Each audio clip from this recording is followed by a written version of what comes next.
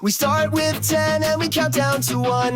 Dre's top 10 list is so much fun. Nobody knows how it's going to end, so hang on tight, my dear old friend. So many choices that he may choose from. Welcome to Dre's top 10 kingdom. 10, 9, 8, 7, all the way to 1. Till then our journey will never be done.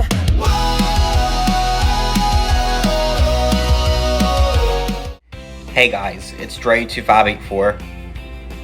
It can be tough to be a sports fan, especially when your team makes it to the entire league's championship and loses. Depending on how they lose, it can be especially painful. What inspired me to do this video was a video I saw on a YouTube channel that talked about the top 10 most devastating Super Bowl losses from NFL Throwback. That's the name of the channel. This made me realize how crushing a championship loss can be. Same applies to the MLB. These are the top 10 most devastating losses in the MLB's Fall Classic, the best of 7 World Series.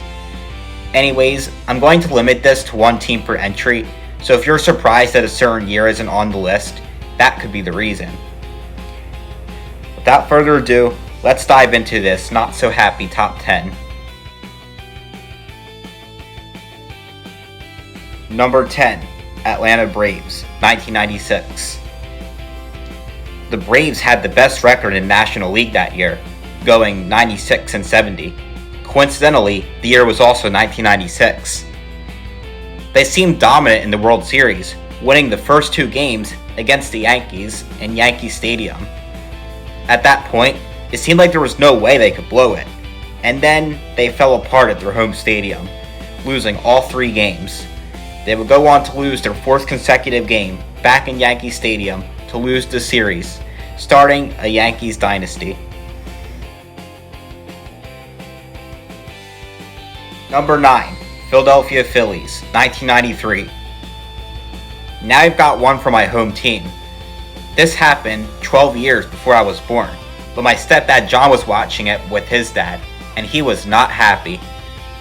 What made this series loss a heartbreak can be summed up in 2 words: Joe Carter.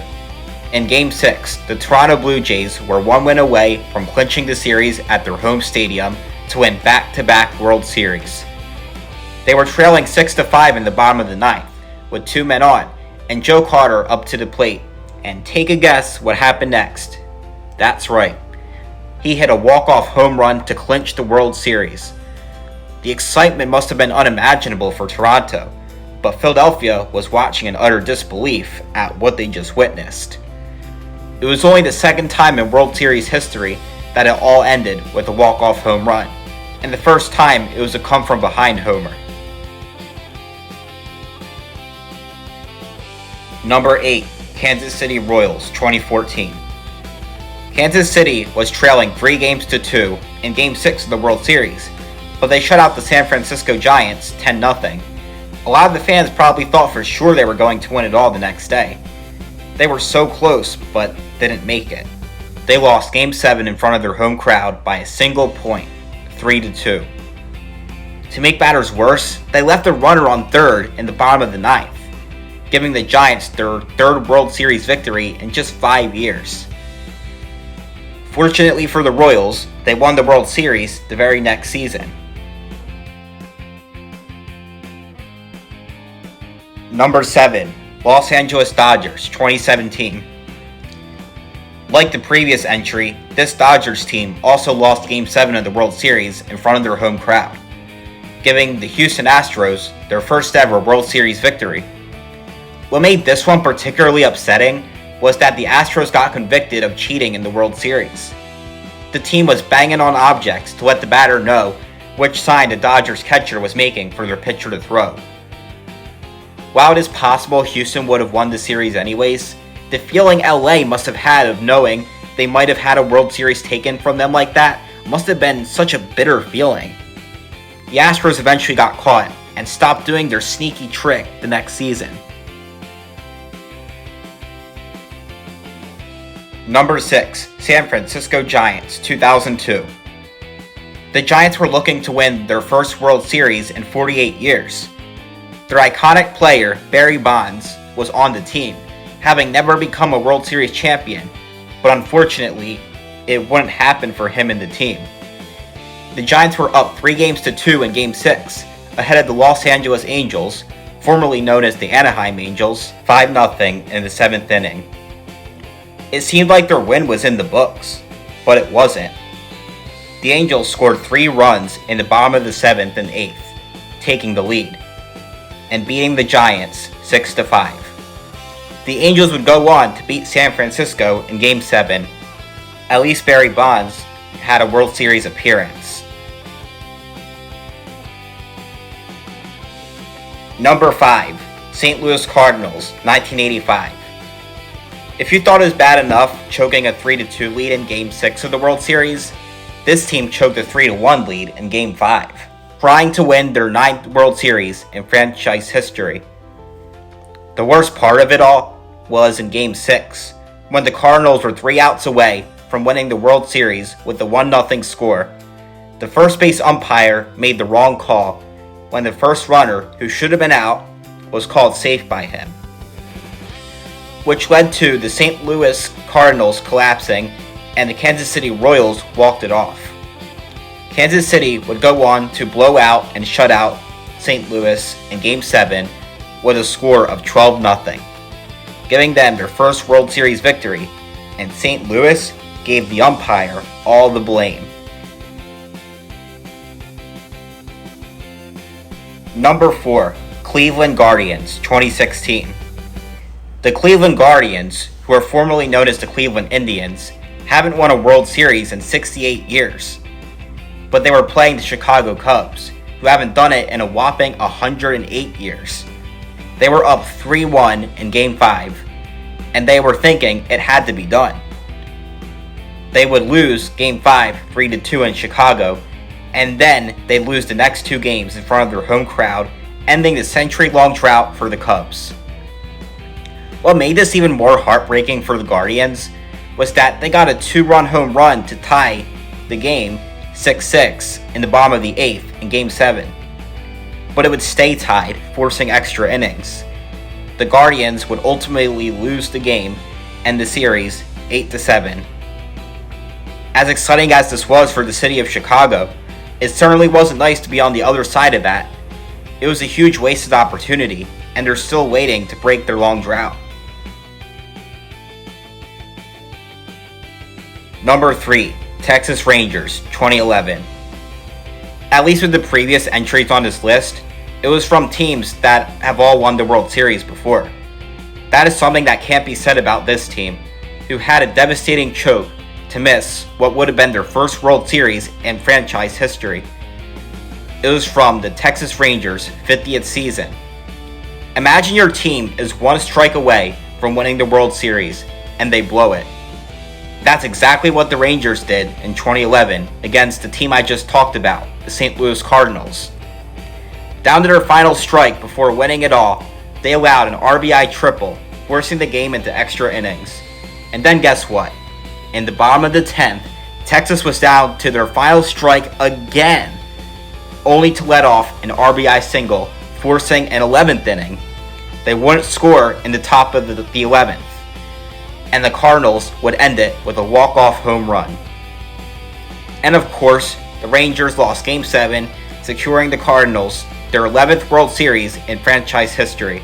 Not to mention, it was the second year in a row the Rangers made it to the World Series and lost. Luckily for Texas, they did eventually win the World Series in 2023 against the Arizona Diamondbacks. I was undecided about whether this or the Cleveland Guardians losing it all in 2016 was worse.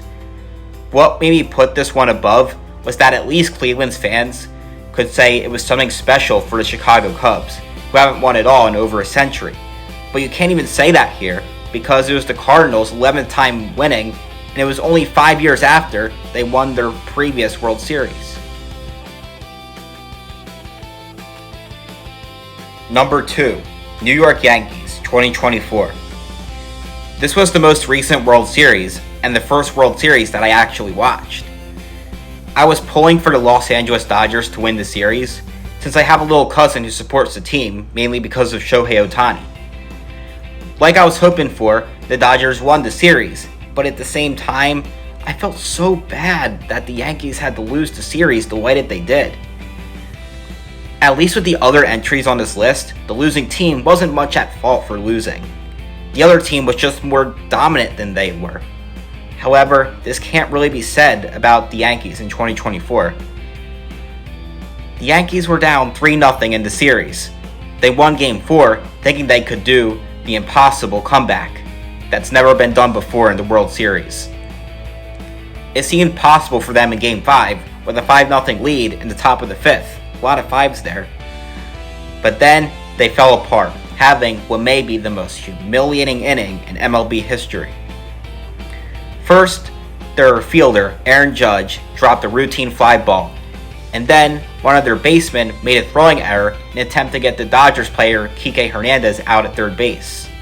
They struck out the next two batters, which seemed like they were redeeming, but then they made the most embarrassing error of all. A routine grounder went to the first baseman, but no one was covering first, and the guy didn't even think to charge it. That would have ended the inning, but instead, they let off 5 unearned runs afterwards. I bet every Yankees fan at that point was furious. Then they'd ultimately lose the game and the series 7-6. I didn't see that third error right when it happened, but I looked at the replay later. I was so stunned by it that I took it personally as if it were my own team. The fact I was pulling for the Dodgers and still felt the way that I did is surely saying something. However, there is one World Series loss that I'll have to admit was worse than this one. Normally, I include honorable mentions, but with the limitations of one team per entry, it makes it harder to find more entries for the list. However, I'm still not going straight to number 1. For those of you who don't know, the series before the World Series in the MLB is the League Championship Series, where the 2 remaining teams in the American League play in the ALCS, and the 2 remaining teams in the National League play in the NLCS. We're going to look at what I think is the worst loss of those 2 series before I get to the number 1 worst loss of the World Series. For the worst loss in the American League Championship Series, we're going to talk about the New York Yankees for the second time in a row. In 2004, they lost the series to the Boston Red Sox in a way that has never happened before in MLB history. The Yankees had a 3-0 series lead, and all they had to do was win one of their next 4 games to go to the World Series. But the Red Sox did the impossible. They came back to win the next 4 games and win the series, and ultimately win their first World Series in 86 years. As far as the National League Championship Series goes, the worst loss had to be the Chicago Cubs in 2003. They had a 3-point lead in Game 6 with 1 out in the top of the 8th for the Florida Marlins, who are now the Miami Marlins. But then, a long foul ball was hit just into the stands. Chicago's left fielder tried to catch it, but he failed because of the fans who were trying to catch it. The team probably couldn't get out of their heads because they had a huge collapse, making errors and giving up 8 runs. They ultimately lost that game and Game 7. The fan who actually caught that one foul ball, known as Steve Bartman, took all the blame, and his life was never the same. Now it's time to reveal the number 1 most devastating loss in World Series history. Here it goes. Number 1, Boston Red Sox, 1986. This had to be the epitome of all World Series chokes. Red Sox fans will never forget this one. They haven't won the World Series in 68 years at the time, and were dying to win another one. This seemed like it would be it. In Game 6 of the World Series, they were up 5-3 in the bottom of the 10th, with 2 outs, 2 strikes, and the bases empty for the New York Mets. At that point, the Red Sox had a 99% chance of winning the World Series. It was almost a certainty that they wouldn't blow it, but then the Mets rallied. The Red Sox let off a bunch of runs and tied the game on a wild pitch. Then came what was likely the most infamous moment in MLB history. A routine ground ball was hit to first baseman Bill Buckner. That had to end the inning, or so everyone thought. he let the ball go right through his legs, and the Mets walked it off. And of course, the Red Sox would lose Game 7, not winning it all for another 18 years. Everyone gave Bill Buckner to blame, even though the game was tied when he made the error. Just imagine how much worse it would have been for him if the Red Sox were in the lead when that happened and still lost. Before I end the video, there's one more thing I'd like to show you. Just take a look at what you see here. Does anyone look familiar? Yep, there I am. So I went to a Phillies versus Orioles game with my mom on August 4th, which was just this month. And Bryce Harper hit a home run in the bottom of the first that went into our section. And we got ourselves an appearance on the TV when they were replaying his home run. You may not be able to see my mom in this picture, but she was there. But what was even crazier was when Bryce Harper hit that home run, it went into her hands, but she couldn't hold on to it. And she's been beating herself up for it ever since. We may not have gotten away with the ball, but at least we got an NBC Sports Philadelphia appearance. That was pretty cool. Anyways, I hope you liked the video. Thanks for watching, and I'll see you in the next one.